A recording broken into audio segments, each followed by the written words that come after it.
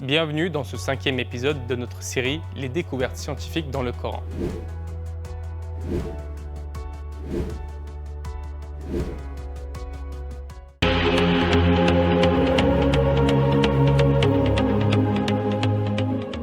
Continuons avec la 9e découverte de cette série. Quand on regarde les versets concernant la pluie et plus précisément le cycle de l'eau dans notre vie, on comprend bien le sens des versets. Mais si nous devions vivre à une autre période de l'histoire, nous aurions eu du mal à comprendre les versets. Aujourd'hui, grâce à la science, le cycle de l'eau est bien détaillé. Du coup, nous comprenons facilement les versets du Coran qui nous parlent de l'eau, de la pluie, des nuages, etc. Lorsque nous comparons les connaissances ancestrales et les versets du Coran, on remarque que parmi toutes les mauvaises informations de l'époque, le Coran ne contient que les informations justes sur tous les sujets. Encore une fois, c'est le cas ici avec le cycle de l'eau. Avant de vous montrer l'exactitude des versets du Coran avec la science d'aujourd'hui, voyons tous ensemble le point de vue des philosophes ou des scientifiques les plus importants et les plus intelligents dans le passé. Deux spécialistes du sujet qui sont Gastani et Blavou, dans leurs entrées dans l'Encyclopædia Universalis, sous la rubrique hydrogéologie, ils relatent l'information suivante. Thalès de Milet a défendu la théorie selon laquelle les eaux des océans, sous l'effet des vents, avaient été poussées vers l'intérieur des continents, de sorte que l'eau était tombée sur la terre et avait pénétré dans le sol.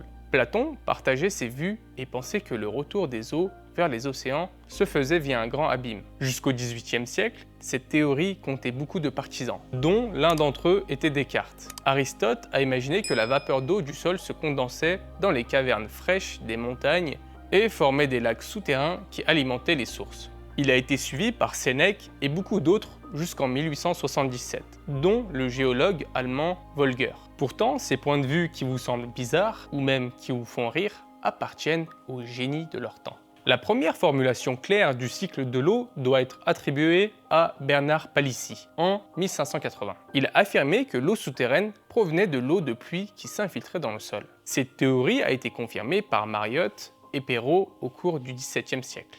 On a dû attendre le XVIe siècle pour faire cette découverte, alors que le Coran affirme que les eaux souterraines sont formées grâce à la pluie à une époque où la science et la technologie n'est pas avancée. Voyons les versets qui affirment cela. Et nous avons fait descendre l'eau du ciel avec mesure, puis nous l'avons maintenue dans la terre, cependant que nous sommes bien capables de la faire disparaître. Allah nous dit « nous l'avons maintenue dans la terre ». Qui pouvait affirmer cela à une époque où tous les philosophes et scientifiques pensaient autrement ?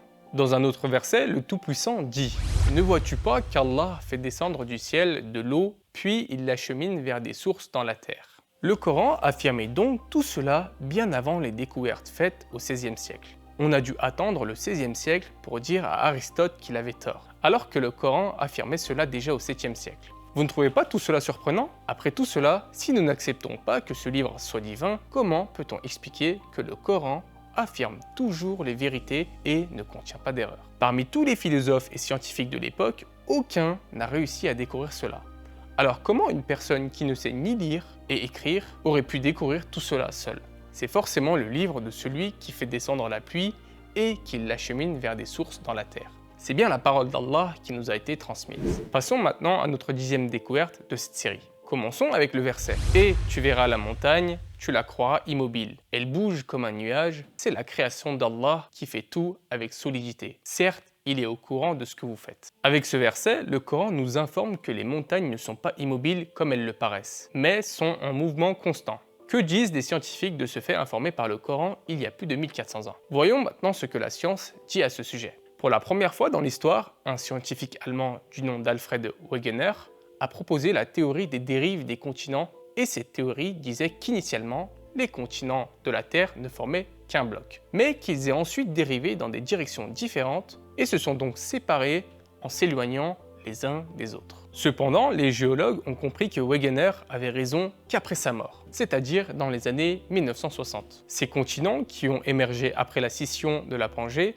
se sont constamment déplacés à la surface de la Terre à une vitesse de plusieurs centimètres par an. Les géologues ont approfondi leurs recherches et de là est apparue la théorie des plaques tectoniques. Selon cette théorie, ces plaques se déplacent sur la Terre en faisant dériver les continents et le fond des océans. On calcule que le mouvement des continents est de 1 à 5 cm par an. Au fur et à mesure que les plaques bougent, des changements se produisent dans la géographie du monde. Les montagnes bougent donc grâce aux plaques tectoniques. Il y a également des études qui nous montrent que les montagnes vibrent constamment. Et il existe d'autres études qui montrent que le climat peut faire bouger les montagnes. En tout cas, ce qui est sûr, c'est que les montagnes ne sont pas immobiles. Le mouvement des continents et donc des montagnes est un fait qui n'aurait pas pu être observé à l'époque où le Coran a été envoyé. Il est impossible pour un être humain d'avoir cette connaissance par lui-même à ce moment-là. Ce fait a été découvert seulement au début du XXe siècle. Par conséquent, Allah a utilisé l'expression « et tu verras la montagne, tu la croiras immobile ». Il a donc déclaré à l'avance comment les gens évalueraient la situation. Cependant, il a annoncé la vérité et a déclaré que les montagnes ont été entraînées tout comme les nuages ont été entraînés. C'est-à-dire qu'il a attiré l'attention sur le mouvement des montagnes et sur le fait que les continents se déplaçaient avec les montagnes.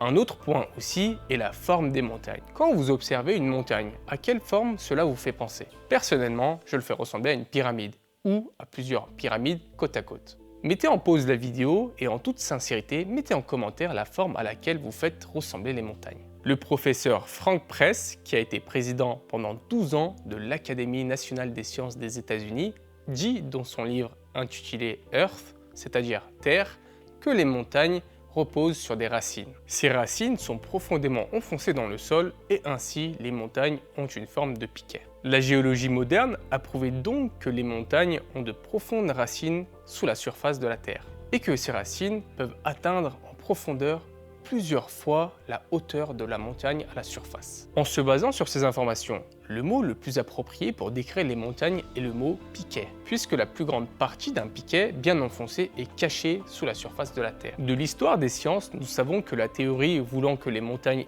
aient de profondes racines ne fut introduite qu'au cours de la seconde moitié du 19e siècle. Voici comment le Coran décrit les montagnes. Allah a dit dans le Coran, sourate 70, versets 6 et 7, « N'avons-nous pas fait de la terre une couche et placé les montagnes comme des piquets ?» C'est un grand miracle que ces faits récemment découverts par la science soient mentionnés dans le Coran. Et cela prouve clairement que le Coran est la parole d'Allah et que la personne qui nous en informe est le messager d'Allah. Ceux qui le rejettent doivent expliquer comment le prophète Mohammed, que la paix soit sur lui, a obtenu cette connaissance il y a 1400 ans. Nous venons encore une fois de vous montrer des preuves que ce livre est divin. Il annonçait plusieurs hypothèses impossibles à vérifier à l'époque et que nous découvrons récemment. Je vous invite donc à vous abonner à notre chaîne YouTube pour ne pas louper la suite de cette série dans laquelle nous allons vous faire découvrir les données scientifiques découvertes récemment et annoncées il y a plus de 1400 ans par Allah et son messager Mohammed, que la paix soit sur lui. En espérant vous revoir bientôt,